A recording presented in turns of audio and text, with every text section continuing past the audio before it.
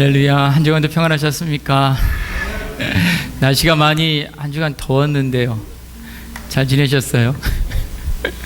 시원한 거 맛있게 많이 드시면서 잘 지내셔야 되는데 오늘은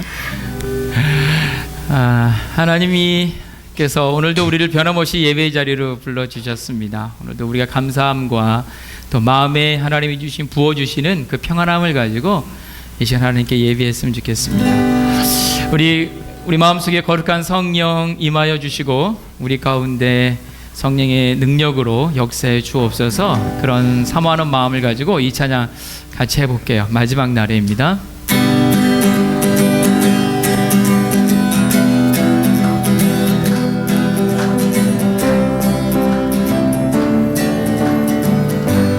마지막 날에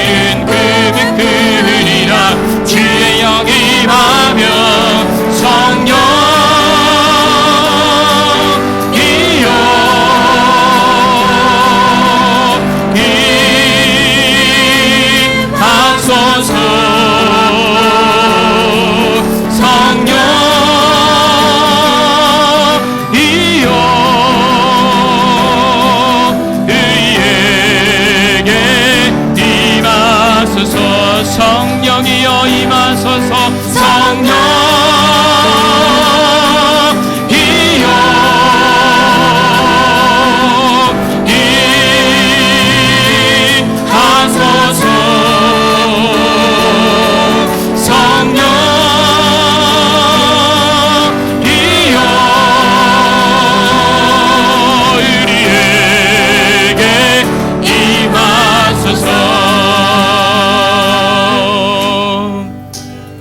할렐루야. 우리 옆에 있는 분에게 그렇게 축복했으면 좋겠습니다. 늘 성령님과 동행하시길 바랍니다. 늘 성령님과 동행하십시오. 앞뒤에 계신 분하고도 성령님과 동행하면 우리 삶이 하나님의 기쁨이 될 것입니다. 내가 하나님 앞에 기쁨 되길 원합니다. 하나님의 근심거리가 아니라 하나님의 웃음이 되길 원합니다. 나 주님의 기쁨 되기 원하네. 나 주님의 기쁨 되기 원하네. 내 마음을 새롭게 하소서.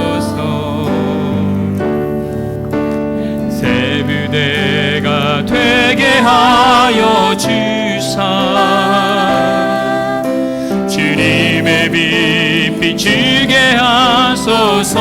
한 번 더 고백할까요? 나 주님의 기쁨 되기 원하네. 내 마음을 새롭게 하소서. 새 부대가 되게 하여 주사 주님의 빛 비추게 하소서.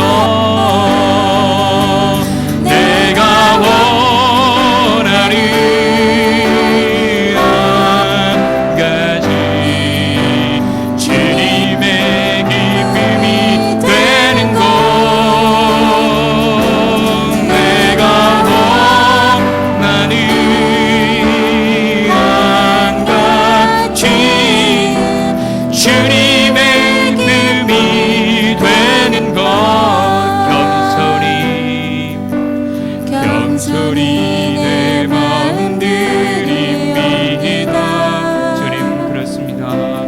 나의 모든 것 받으소서.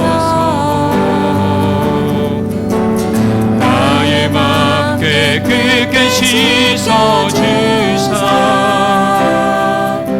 주의 길로 행하게 하소서.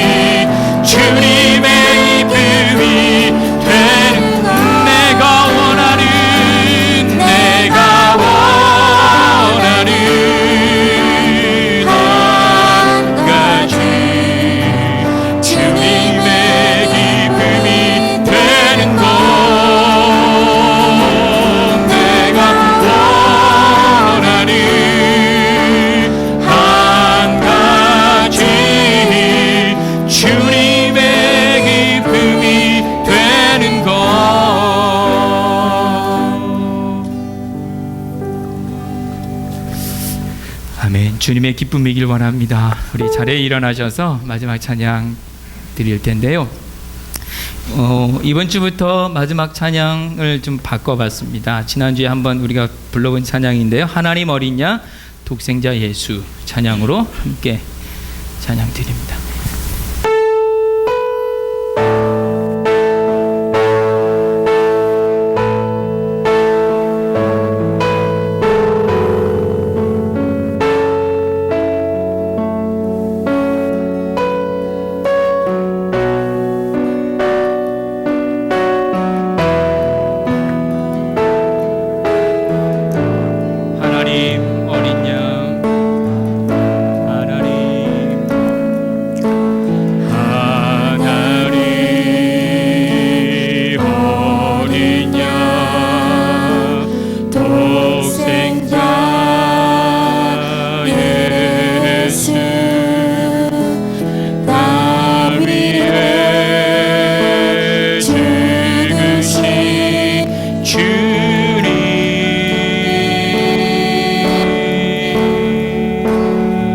진리신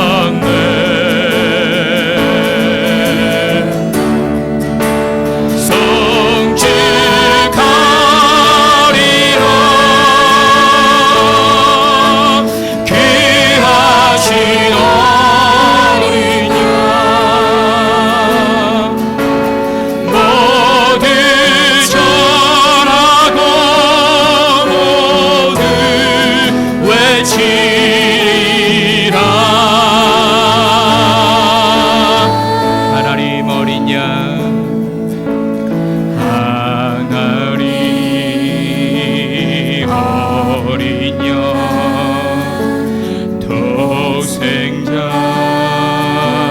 예수 날 위해 죽으신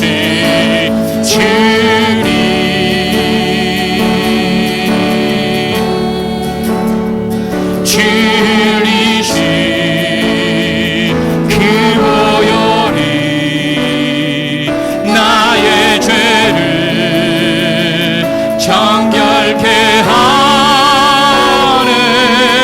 내 영을 고치시네.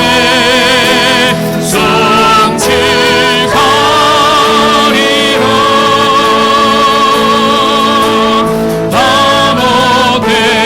화목케하신 주 나의 모든 죄 깨끗게 하셨네.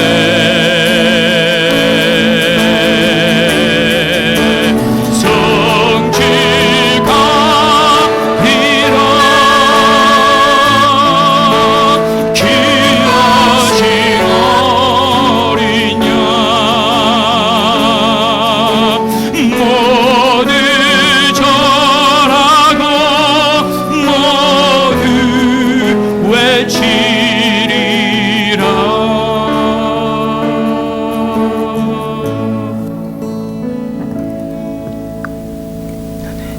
무더위에도 불구하고 하나님께서 여러분들 부르셨습니다. 다 함께 기쁜 마음으로 기도하심으로써 예배의 부르심에 응답하시겠습니다.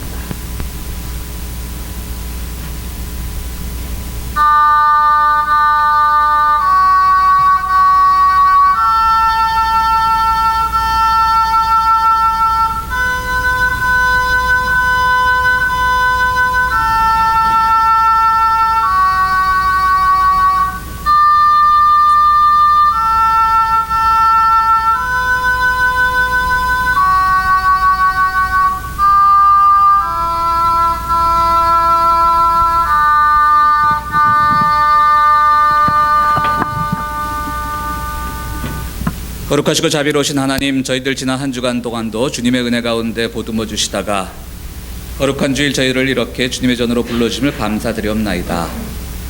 세상의 기후가 우리를 무덥게 하고 우리를 짜증나게 하여도 이 한 시간 예배 드릴 때 우리의 마음을 시원케 하시고 우리 가운데 찾아오셔서 이 예배를 통하여 우리의 몸과 마음과 영혼이 모두 시원함을 경험하는 귀한 예배가 될 수 있도록 주님께서 인도하여 주시옵소서.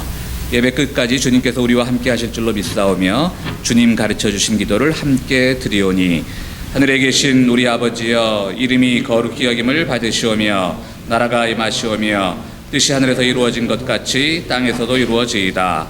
오늘 우리에게 일용할 양식을 주시옵고 우리가 우리에게 죄 지은 자를 사여 준 것 같이 우리 죄를 사여 주시옵고 우리를 시험에 들게 하지 마시옵고 다만 악에서 구하시옵소서. 나라와 권세와 영광이 아버지께 영원히 있사옵나이다. 아멘. 다 같이 자리에 앉아서 찬송가 448장 부르실 때 우리의 자녀들 그들의 예배실로 퇴장하겠습니다. 축복하여 주시기 바랍니다.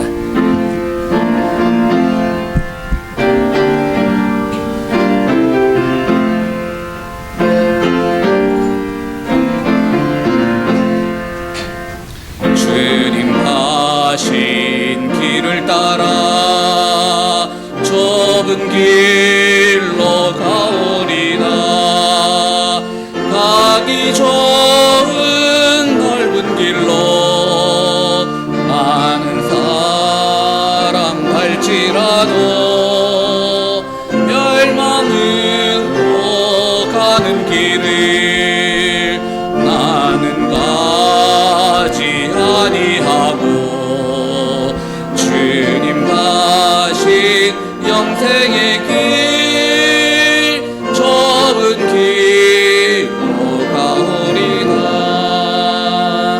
주님 가신 뒤를 따라 순종하며 가오리다.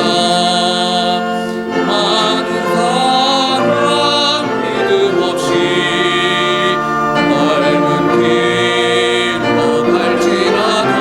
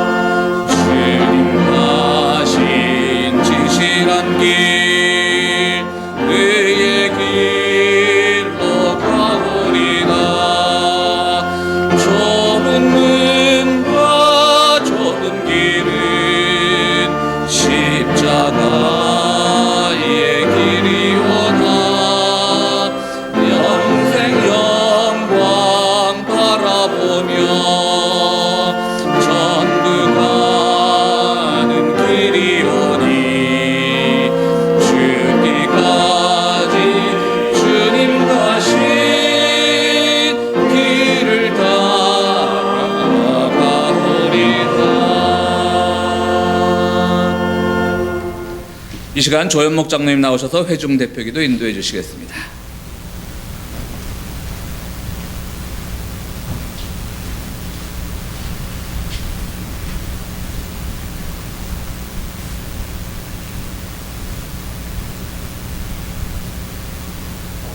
영접하는 자, 곧 그 이름을 믿는 자들에게는 하나님의 자녀가 되는 권세를 주셨으니 지난 한 주간도 하나님의 자녀로 살 수 있게 지켜주시고 인도하여 주심을 감사드립니다.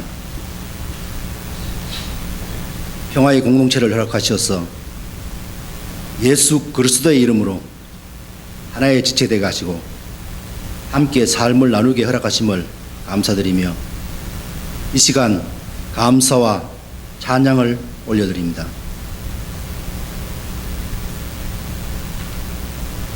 이 시간 지난 우리의 삶을 돌아보고 우리의 삶터에서 행한 우리의 잘못들을 하나님 앞에 고백하고 회개하는 시간이 되기를 원합니다. 나의 잘못은 깨닫지 못하고 이웃의 허물만 탓하고 비판하는 저희들 되지 않게 인도하여 주시옵소서. 나와 다르다는 이유로 정죄하고 판단하는 잘못을 저지르지 않게 도와주시옵소서. 우리를 향해 비판하고 양할지언정 판단은 하나님께 맡길 줄 아는 지혜도 저희들에게 허락하여 주시옵소서. 상급학교로 지나가고 한 학년씩 진급하는 우리의 자녀들에게 복 내려 주시옵소서. 먼저 구원의 감격을 체험하고 부족한 가운데 감사함을 배울 수 있게 인도하여 주시옵소서. 생활 가운데 비겁하지 않게 하시고 타인에 대해서는 관용의 자세를 가지고 자신에 대해서는 절제를 할 줄 아는 우리의 자녀들 되게 인도하여 주시옵소서. 배움이 더하고 지식이 더해갈수록 겸손함도 따르게 인도하여 주시옵소서. 문화적 충돌 가운데 지혜를 얻고 새로움을 창조해가는 슬기로운 자녀로 성장하게 도와주시옵소서. 또한 우리들의 삶이 우리의 자녀들에게 믿음의 본이 될 수 있게 저희들을 주님 앞에 바로 설 수 있도록 인도하여 주시옵소서.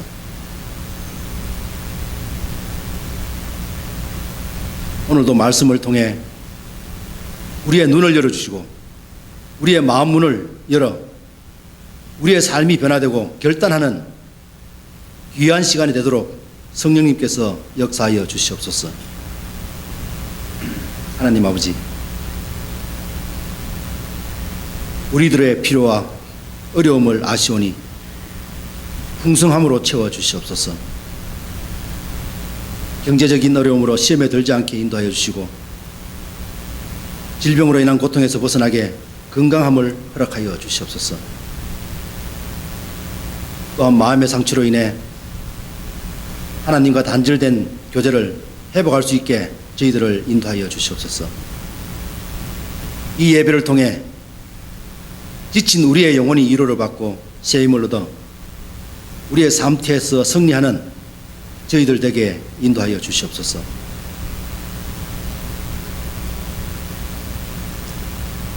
우리가 함께한 찬양을 통해 영광 받아 주시옵소서. 함께 찬양할 때에 성령님이 뜨겁게 역사하시어 우리가 하나 되게 인도하여 주시옵소서. 찬양을 통해 우리의 삶을 주님 앞에 고백하고 위로를 얻게 하여 주시고 결단하는 가운데 변화되어 기쁨이 넘치는 우리의 삶이 되도록 인도하여 주시옵소서. 찬양을 준비하고 지도하는 과정에 늘 함께 하셔서 그들의 필요를 채워주시옵소서. 예배 후 교제와 여러 모임을 통해 하나님의 사랑을 체험하는 귀한 시간 되게 인도하여 주시옵소서. 예수 그리스도의 이름으로 기도합니다. 아멘.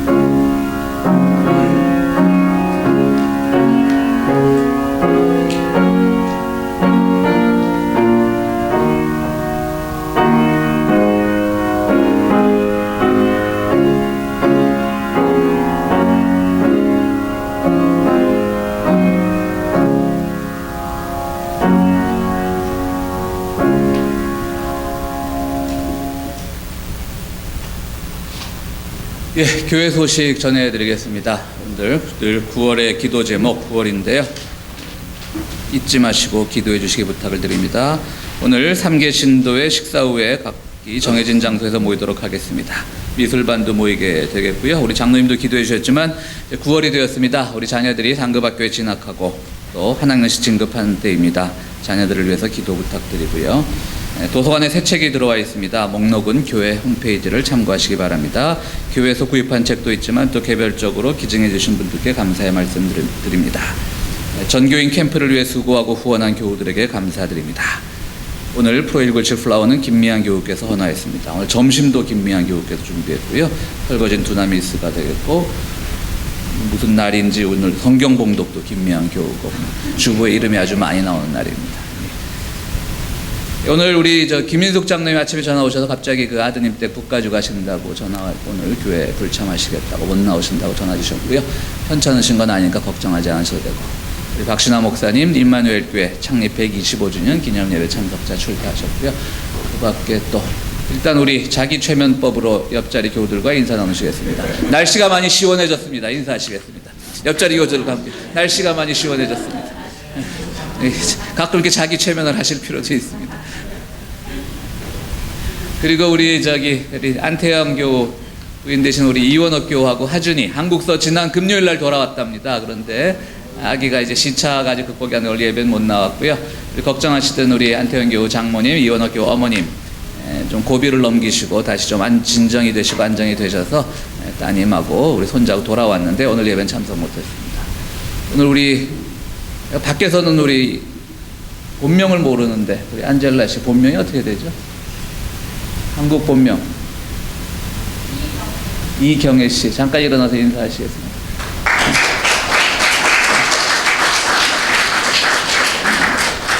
우리 린다 씨가 전도에 왔어요? 린다 씨도 뭐 교회 이렇게 열심히 다니지는 않는데 보니까 예, 어쨌든 환영합니다. 반갑습니다. 뭐 빠진 소식 없죠? 예. 우리 남성 중청 함께 은혜 나누는 시간 갖도록 하겠습니다.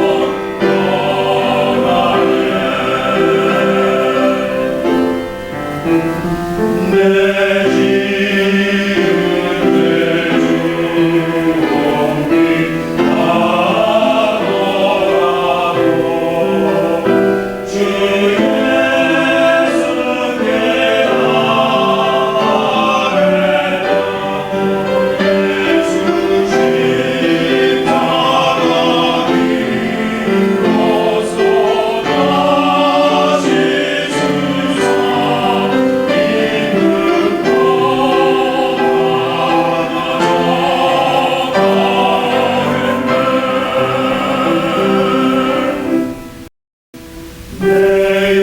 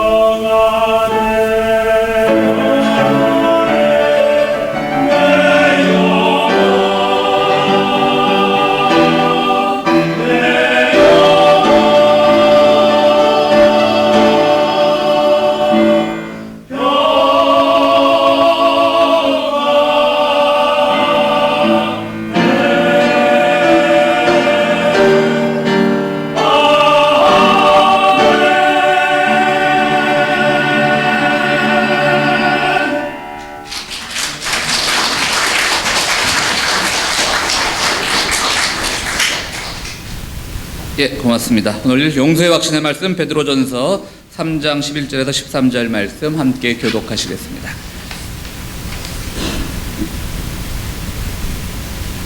악에서 떠나 선을 행하며 평화를 추구하며 그것을 좇아라.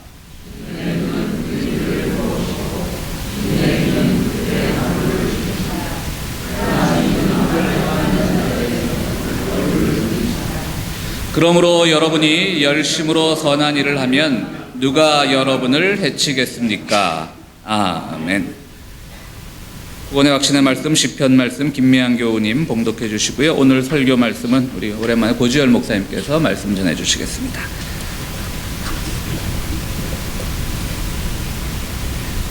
폭풍이 나의 마음을 거세게 칩니다.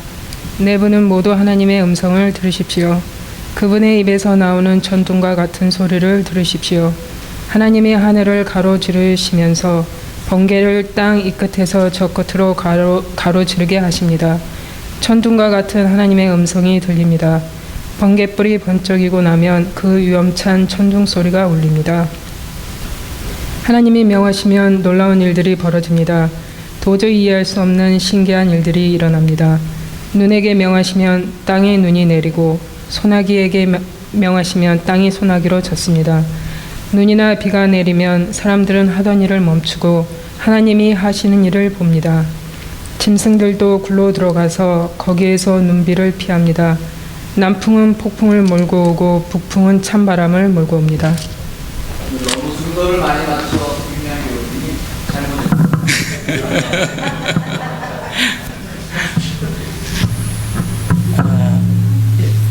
자, 이거 좀 꺼주시고요.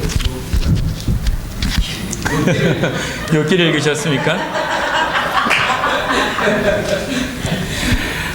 시편 37편 말씀. 제가 오프닝으로 좀 웃기려고 그랬었는데 안 웃깁니다. 자, 우리 다 같이 한번 다시 시편 37편 1절로 9절 말씀 같이 한 목소리로 읽어볼까요? 악한 자들이. 자, 시작.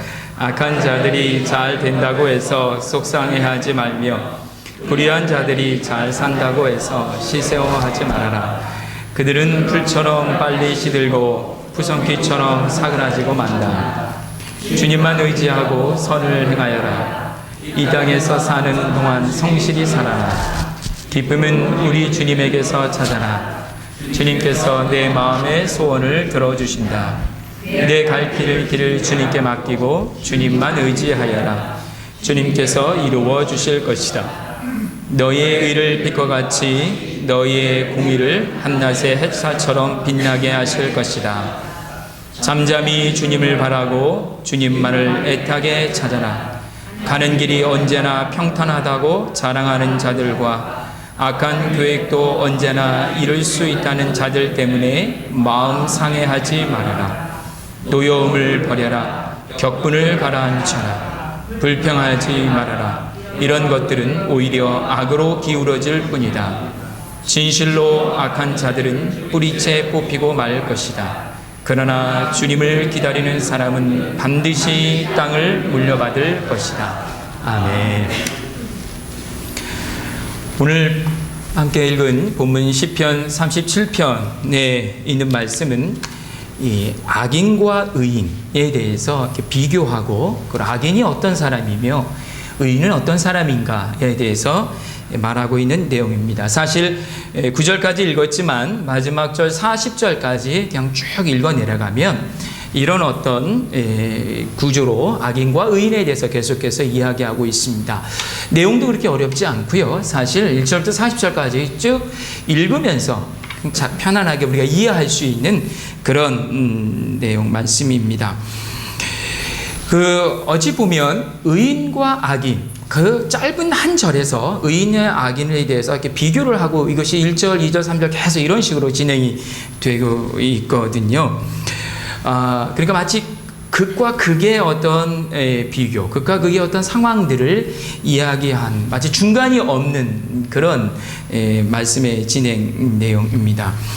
그리고 이걸 계속 읽다 보면 마치 그런 이렇게 압박감을 좀 가는 것 같아요. 너 의인이 될래? 악인이 될래?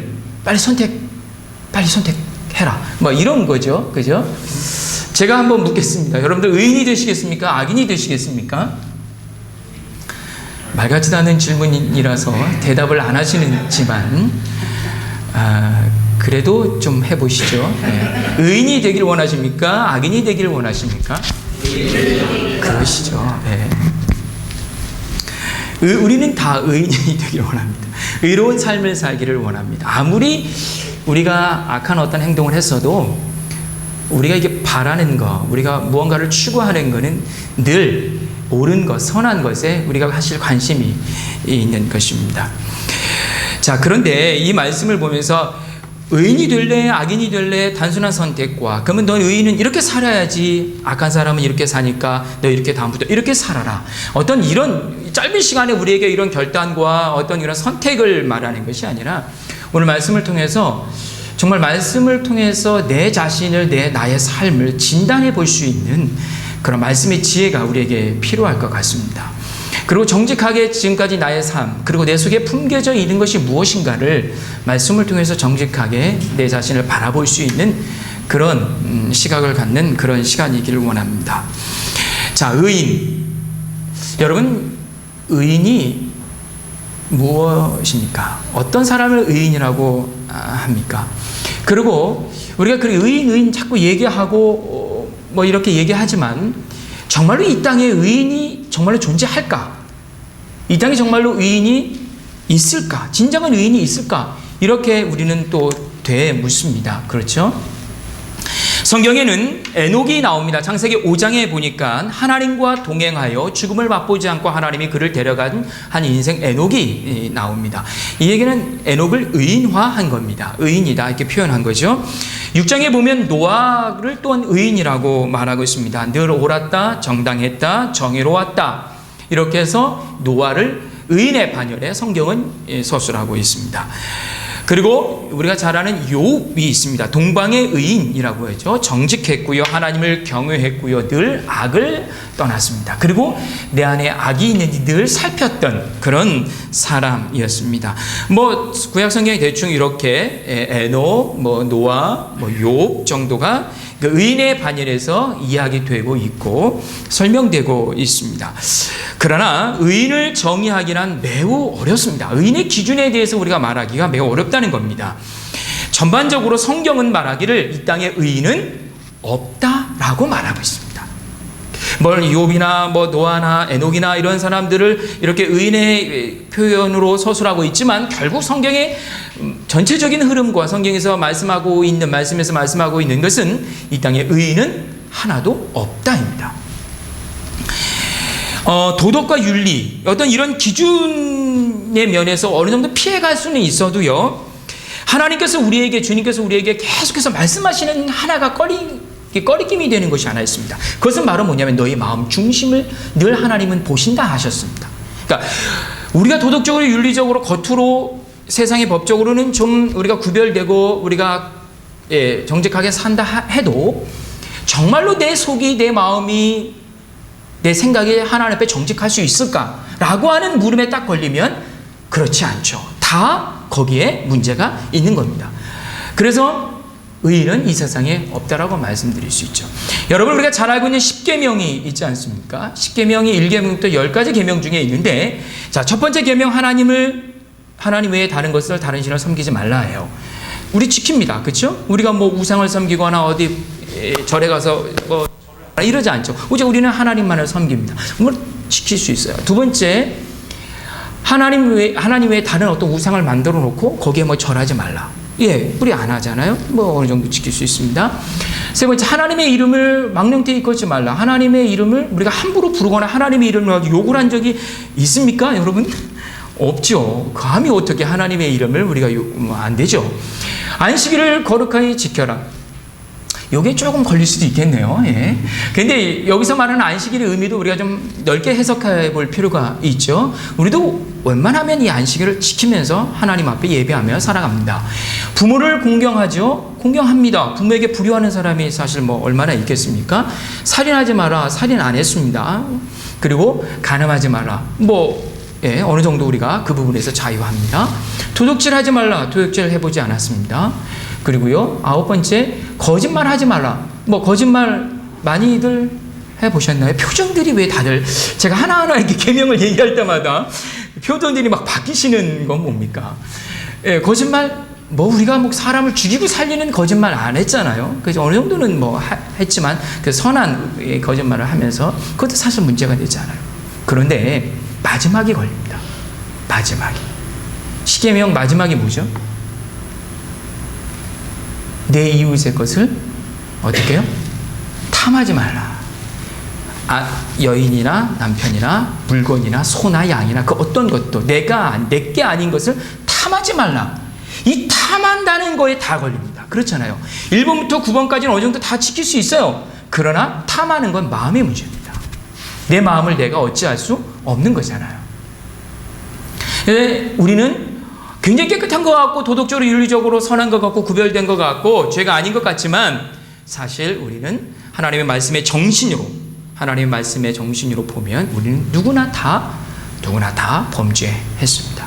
의인의 반열에 들 수 없다라고 하는 것입니다. 그런데 주님은 이상하게도 이 땅 가운데 의인을 찾고 계시다입니다. 하나님은 의인을 찾고 계십니다. 그 의인을 통해서 당신이 기뻐하기를 원하시고요. 그 의인을 통하여 예배받기를 원하시고요. 그 의인을 통하여 하나님이 이루고자 하시는 그 시대마다의 그 시대의 역사들을 만들어가고 계시다라고 하는 것입니다. 성경을 여러분 쭉 보시면 각 시대마다 하나님의 사람들이 그 시대를 움직이고 그 시대를 만들어갔던 것을 볼 수 있습니다. 하나님은 지금도 의인을 찾고 계시다입니다. 여러분, 저와 여러분이 하나님이 찾으시는 그 사람, 그 의인의 사람이 되시기를 바랍니다. 역시 아멘을 안 하시는군요. 나는 못해요. 난 그런 거 할 수 없어요. 이런 겁니까? 의인의 기준은 도덕, 윤리, 법, 상식, 경험, 그리고 내가 지금까지 쌓아온 어떤 업적이 아니라 이 모든 것들은 늘 상대적이지 않습니까? 그죠? 내가 자랑하는 거 다른 사람이 볼 때는 그거 문제 있는데 이렇게 되는 거거든요. 늘 상대적인 겁니다. 내가 가지고 있는 것은. 그렇다면 이런 것들이 사실 무시돼서는 안 됩니다. 이런 도덕과 윤리와 법과 상식들이 무너진 세상 속에서 사실 이거 굉장히 중요합니다. 그러나 이것을 의인의 가치로 볼 수 없다라고 하는 것입니다. 여러분, 분명하게 말씀드릴 수 있는 것은 의인은 바로 하나님과 연관되어 있습니다. 같이 해볼까요? 의인의 가치는 하나님이시다. 그렇죠. 우리 스스로는 의인이 될 수 없어요. 늘 상대적이기 때문에 그렇습니다. 오직 하나님께서 우리에게 말씀하십니다. 내가 너를 이제부터 의인이라 칭하겠다. 예수 그리스도를 통해서 우리를 의롭게 하신 것입니다. 예수 그리스도의 구속의 그 대가를 통해서 하나님이 우리를 의롭게 하신 것입니다. 세상이 말하는 의의 기준은 늘 상대적이지만 예수 그리스도 안에서의 의의 정의는 늘 절대적인 것입니다. 그러니까 우리는 세상의 기준으로 나를 보고 사람을 보고 세상을 보면 다 정죄할 수밖에 없죠. 그렇죠. 내 입장에서 내가 중심이 돼서 내가 의인이 된 상태에서 세상을 보고 사람을 보고 그들의 어떤 살아온 흔적들을 보고 이 세상에 돌아가는 이 법을 보면 다 잘못된 겁니다. 그러니까 의인은 없는 겁니다.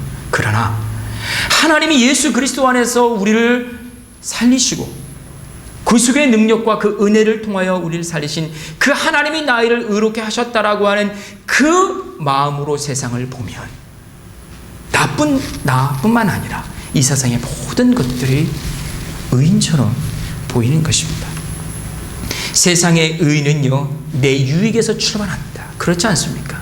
어떤 단체, 개인, 가정, 이 모든 의인은 다 우리의 유익에서부터 출발합니다. 그러나 하나님이 말씀하시는 그리스도 안에서의 의인은, 이 절대적인 의인은 바로 그리스도의 희생, 하나님의 희생으로부터 의가 시작되는 것입니다. 그러니까 우리는 세상의 의의 기준으로 무언가를 말하기보다 하나님께서 우리에게 주신 이 생명의 가치, 희생의 가치로 의는 이런 것이고 옳은 것은 이런 것이고 정의는 이런 것입니다. 그리고 나는 이것을 잘못했습니다 라고 말할 수 있는 그런 사람들이 되어야 된다라고 하는 것입니다. 주님은 우리에게 의인이라는 은혜를 주셨습니다. 그리고 동시에 우리에게 말씀하고 계십니다. 내가 너희를 의인으로 삼았고 내가 너희를 의인이라 칭했는데 이제 중요한 것이 있습니다.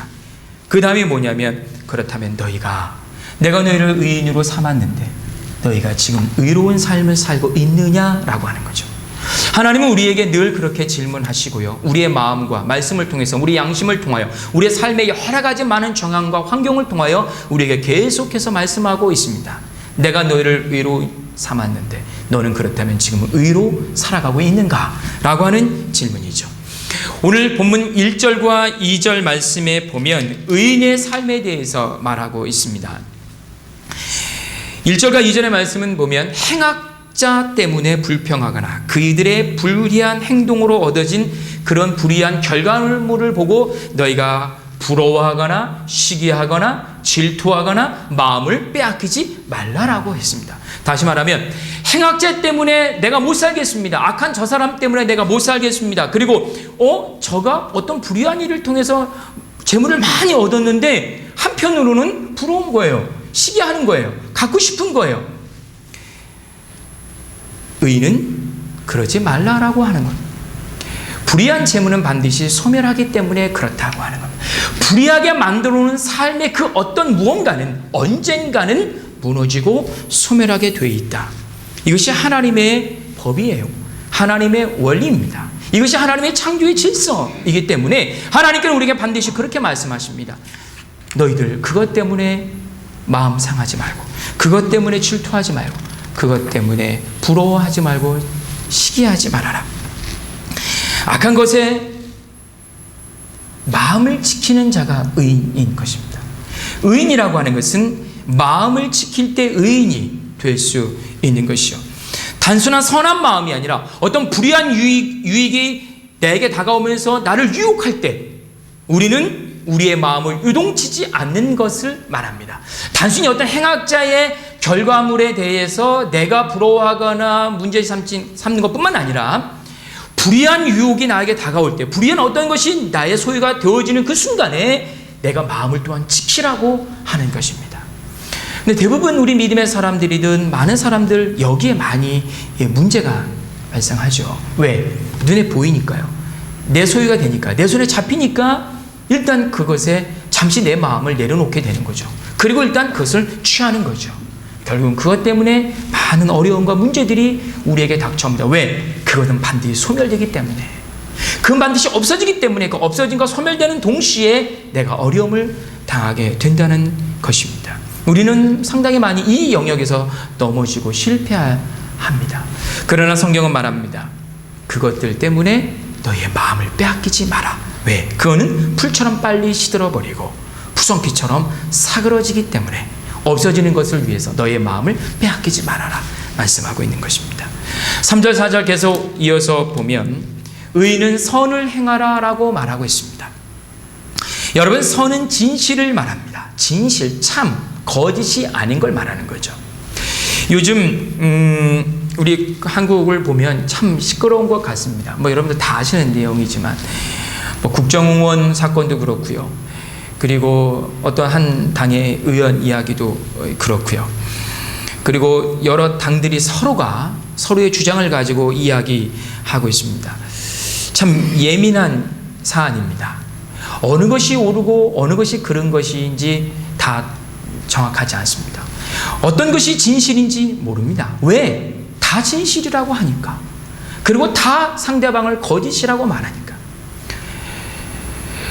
어떤 한쪽으로 내 마음을 기울여주면 이쪽이 진실인 것 같고 또 다른 편으로 내 마음을 기울여주면 저쪽이 거짓인 것 같이 그렇게 느껴지고 그렇게 보여지는 건 사실입니다.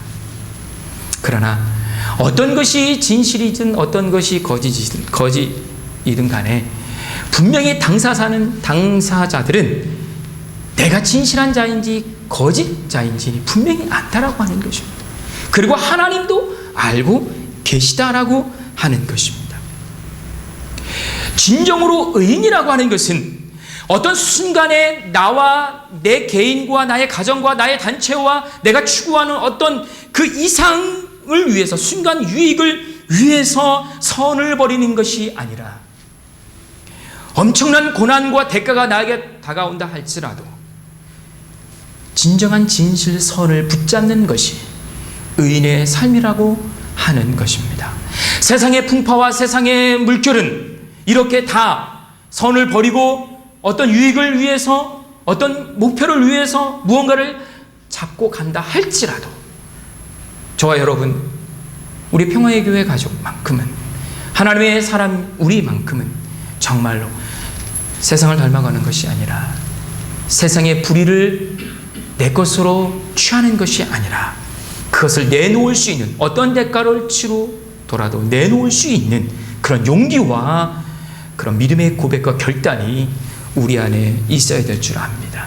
이것이 성실, 이것이 이 진실한 선한 것을 말하는 것이요.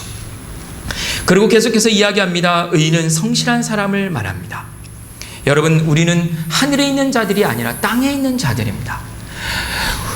우리가 이 땅에 있다라고 하는 것은 이 땅에 충실해야 된다라고 하는 거죠. 하나님은 우리를 이 땅에 보내실 때에 그냥 대충 살다 올라와라가 아니라 이 땅에서 충실한 삶을 살다 와라 라고 우리를 이 땅에 보내신 것입니다. 이 땅에서 우리가 살면서 성실을 빼면 참 초라해지는 것 같아요. 우리가 가정에 불성실하면요, 가정이 초라해지죠. 일터에 우리가 성실하지 못하면 그 일터가 초라해집니다. 인간관계 속에서 우리가 열심히 하지 못하고 최선을 다하지 못하면 늘 우리는 외톨이가 되거나 소외되고 외로워지기 집니다. 오늘 3절 말씀을 개역성경으로 보면 이렇게 표현되어 있습니다. 너희가 성실로 식물을 삼아라 했습니다. 같이 해볼까요? 성실로 식물을 삼아라. 성실로 식물을 삼아라. 예, 성실을 먹고 이 세상에서 살아라 라고 하는 것입니다. 진정한 우리의 양식은 성실이라는 거죠. 성실을 통해서 얻어지는 것을 우리가 취해야 된다라고 하는 것입니다. 의인은 성실하고요, 부지런하고요, 최선을 다합니다. 그리고 꿈을 꾸기 시작합니다. 여러분, 꿈은요, 성실한 자들이 누릴 수 있는 겁니다. 성실한 자들이 꿀 수 있는 게 꿈입니다. 게으른 자들이 꾸는 꿈은 그것은 망상입니다. 그렇죠? 성실한 자들이 꾸는 게 꿈입니다.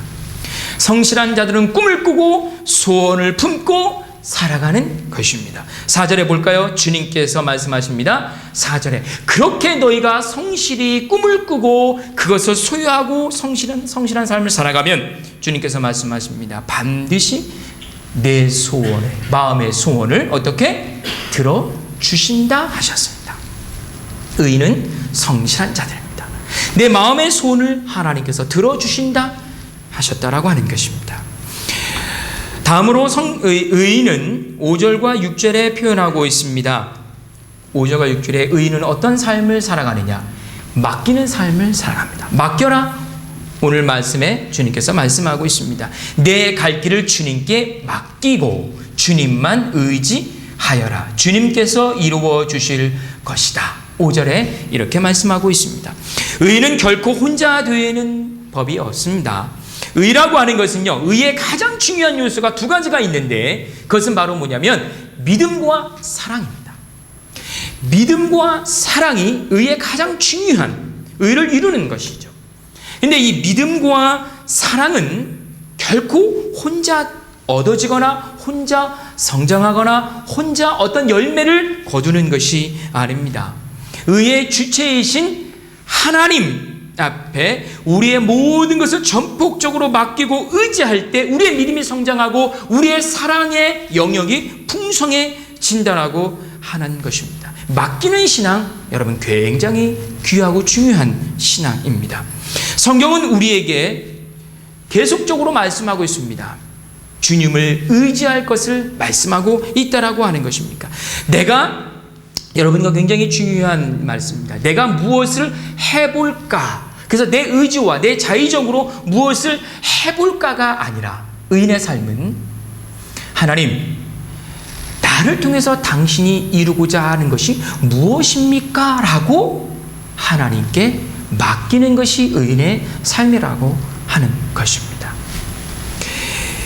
이것은 맡기는 겁니다. 전폭적으로 나를 통하여 하나님, 나를 통하여 당신의 뜻을 이루어 주시고, 나를 통하여 의의 나라를 만드시고, 나를 통하여 하나님의 뜻을 이루어 주옵소서. 이것이 바로 맡기는 신앙, 의지하는 신앙, 바로 의인의 신앙이라고 말씀드릴 수 있습니다.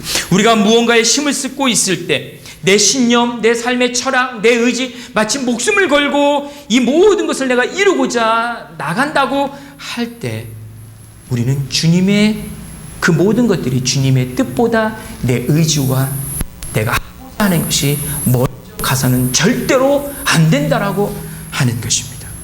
내 뜻보다 하나님의 뜻이 더 크시기 때문에 그렇습니다. 그러니까 여러분, 우리가 그것이 뭐 실패인지 성공인지 그거는 훗날 누군가가 평가하고 내 스스로도 바라보겠지만, 우리가 어떤 신념을 가지고 어떤 의지를 가지고 어떤 목표를 향해 달려갈 때 이것이 정말 하나님의 뜻일까라고 한 번쯤 물을 수 있는, 그것을 가지고 하나님하고 영적으로 씨름할 수 있는 그런 마음과 그런 결단이 우리에게 필요한 겁니다.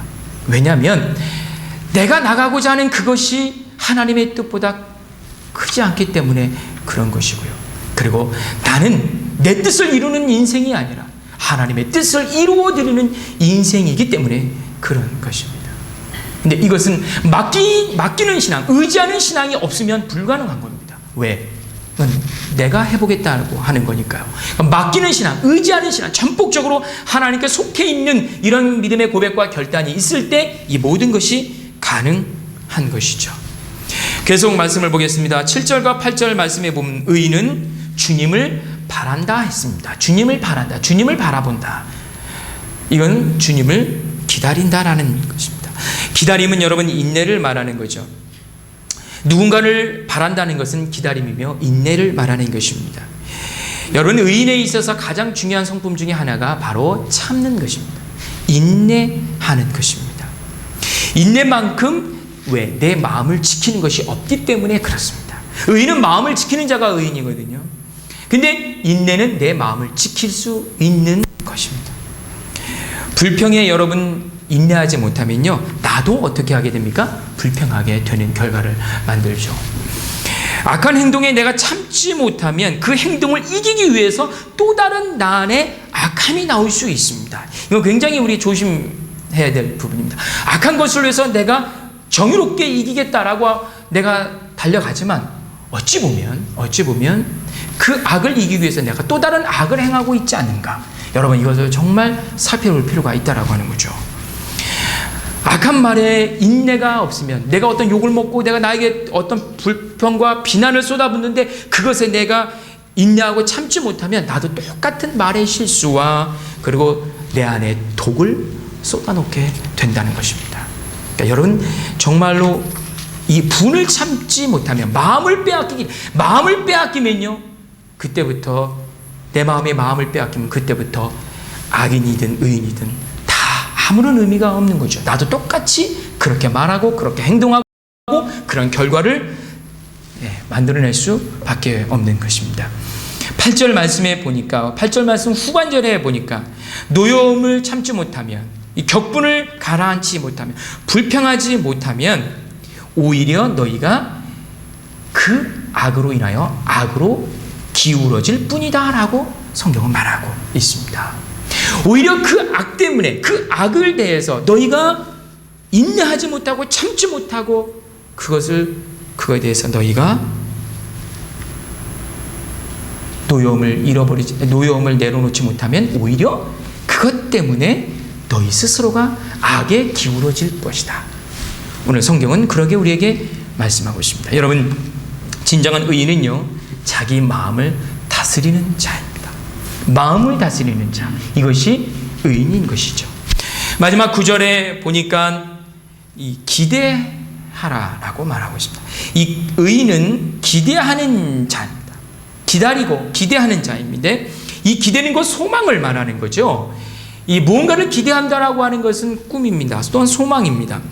여러분, 어리석은 사람은요, 과거를 먹고 살지만 지혜로운 사람은 미래와 내일을 먹고 살아가는 자들입니다. 악인은 과거와 현재를 비판하고 저주하고 불평하지만 의인은 내일과 그리고 그 미래에 대해서 소망과 희망을 던지는 사람이 의로운 사람이라 말할 수 있습니다. 그렇기 때문에 늘 현실과 과거를 먹고 저주하고 불평하는 사람은 늘 악인일 수밖에 없고요. 미래와 그리고 내일을 향하여 앞날을 향해서 나의 모든 삶을 그리고 희망과 꿈을 계속해서 심는 자는 의인일 수밖에 없는 것입니다. 주님을 기다리고 기대하는 사람은 반드시 9절에 보니까요, 반드시 주님이 약속하십니다. 뭐라고 말씀하십니까? 주님을 기다리는 사람은 반드시 땅을 물려받을 것이다. 여러분, 이거는 어떤 한 개인의 설교자의 말이 아닙니다. 이것은 하나님의 말씀입니다. 하나님의 약속이에요. 기다려라. 주님을 기다려라. 주님을 기다리는 자에게는 반드시, 주님께서 이런 표현을 써요. 반드시 땅을 물려받을 것이다. 기대하는 자에게 차지함이 있습니다. 여러분, 기다릴 때, 기대할 때 차지할 수 있습니다. 세상에 주는 어떤 소유, 이 차지는 불공정한 소유일 수 있습니다. 불공정한 소유일 수도 있습니다. 그러니까 땅, 무언가를 얻어야 돼. 내가 많이 가지면 다른 사람은 적게 갖는 거죠. 이것이 세상의 원리입니다. 그렇잖아요? 소유의 원리이지. 그러나 하나님이 주시는 소유, 하나님이 주시는 어떤 땅의 차지함은 단순히 내가 누군가보다 더 많이 가졌고 덜 가졌다의 어떤 많고 적음의 소유와 어떤 차지함이 아니라 너가 갖고 있는 하나님이 허락되어진 그 소유, 그 차지함을 통하여 바로 의인의 삶을 통하여 너도 살고 모든 이들을 살려내는 그런 소유, 그런 차지함이라고 하는 것입니다. 이런 의미에서 주님은 말씀합니다. 반드시 내가 너에게 땅을 차지하게 할 것이다. 왜? 내가 차지하면 나를 통해서 많은 사람이 살아나기 때문에 그렇지 않습니까? 약간 다른 말씀이지만 여러분, 우리 믿는 사람이 부자가 되어야 합니다. 부자 되시기 바랍니다. 세상에 부자의 축복을 하는데도 반응이 없으시면 어떡합니까? 왜냐면요, 믿지 않는 사람이 부자 되면 안 되잖아요. 믿는 사람이 부자 되면요, 하나님을 위해서 세상을 살리는 일에 그 물질이 쓰여지기 때문에 그렇습니다. 속으로 그런 생각 갖고 안 그런 사람도 있어요, 목사님? 이런 말씀하시는 분들 있는데, 아니요, 그렇지 않아요. 하나님의 말씀이 있고요, 하나님께 붙잡히고요, 성령의 인도함을 받는 자는요, 그의 소유, 그것이 많든 작든 간에 그것을 통하여 사람을 살려냅니다. 반드시 하나님이 우리를 통하여, 우리가 땅을 차지한 그 땅을 통하여 세상을 살려나게 한다라고 하는 것입니다. 저와 여러분, 하나님을 기대하시기 바랍니다. 기다리시기 바랍니다.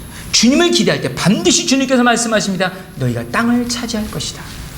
그 땅을 통하여 나도 살고 세상도 살리는 그런 엄청난 능력이 바로 의인의 삶의 그 삶을 통하여 이루어진다라고 하는 것입니다. 세상에는 어려운 요소들이 참 많이 있는 것 같습니다. 물론 물질의 문제도 어렵고요, 건강의 문제도 어렵습니다. 그러나 어찌 보면 더 어려운 것은 이게 참이 뭔가, 거짓이 뭔가, 의가 뭔가, 악한 것이 뭔가, 옳은 것이 무엇인가, 정의가 무엇인가.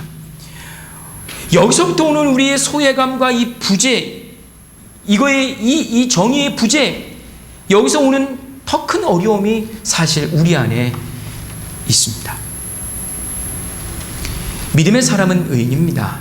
영적인 분별력이 필요한 것이죠. 채워지지 않는 그 무엇으로부터 힘들어하는 것이 아니라 하나님의 시각으로 세상을 보면서, 세상을 분별하면서, 세상의 진정한 정의와 세상의 진정한 의와 세상의 진정한 악이 무엇인가를 우리가 분별하면서, 그리고 그것 때문에 내가 힘들어하는 것이 아니라 오히려 그 모든 어려움과 삶의 무게를 주님께 내어 맡기고, 주님께서 나를 통하여 그 모든 것을 새롭게 바꾸실, 새로운 정의, 새로운 나라, 새로운 의의 나라를 만드실 것을 우리가 기대하면서 그 참 의의 삶이 무엇인가를 우리가 내 자신이 고민하고 그리고 내 자신이 그 대가를 치른다면 마치 예수 그리스도께서 이 세상의 불의와 싸워서 이 땅에 있는 모든 인생들을 의롭게 하신 것처럼 의롭다 칭하게 하신 것처럼 저와 여러분이 이 땅 가운데 하나님이 주신 그 의의 옷을 입고 내가 이 땅 가운데의 악과 불의와 그 대가를 내 스스로가 지급하며 이 땅에 하나님이 주신 거룩한 땅을 차지하여 의의 삶을 만들어가는 것. 여러분, 그래서 나를 통하여 당신의 뜻이, 하나님의 뜻이 이루어지는 것, 이것이 바로 의인의 진정한 삶이다 말씀드릴 수 있습니다. 우리는 이 땅에서 의인의 삶을 살아야 합니다. 이 의인은 선택과 의무가 아닙니다. 여러분, 이것은 주님이 주신 특권이며 자랑스러운 권리입니다. 의무와 선택으로 생각하면 우리는 못합니다. 도망갑니다. 피할 수밖에 없습니다. 세상에 주는 달콤함을 취할 뿐이지 하나님이 주신 그 권고함을 우리는 선택할 수 없습니다. 그러나 이것을 우리가 특권과 자랑과 감사함으로 이 의의 삶을 받아들인다면 무거움이 아니라 더 이상 감사와 행복의 삶이 우리 안에 있게 될 것입니다. 오늘도 우리를 통해 의의 나라를 이루어 가시는 이 주님의 의의 반열에 저와 여러분이 서시는 축복의 삶이 되시기를 주님의 이름으로 간절히 기원합니다. 우리 다 같이 오늘 말씀 생각하시면서 음악에 맞춰서 기도하시겠습니다.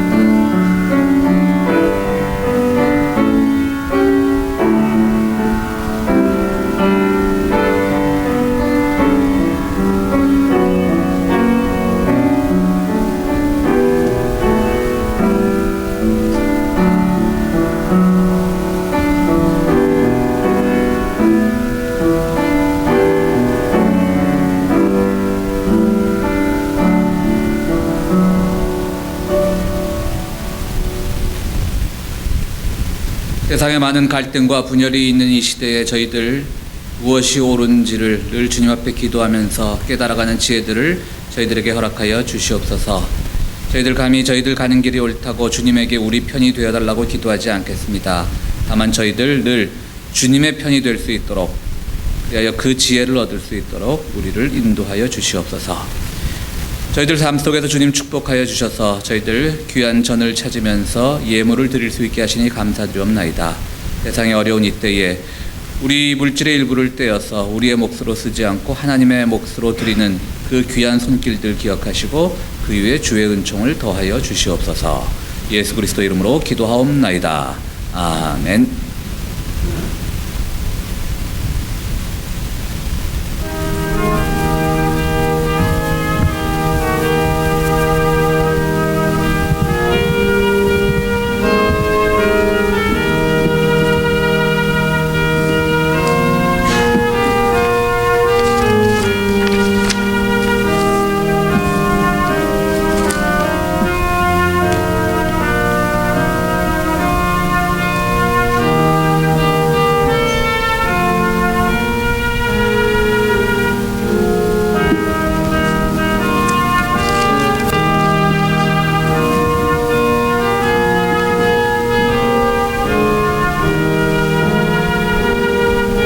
다 같이 자리에서 일어서셔서 찬송가 516장을 함께 부르시겠습니다.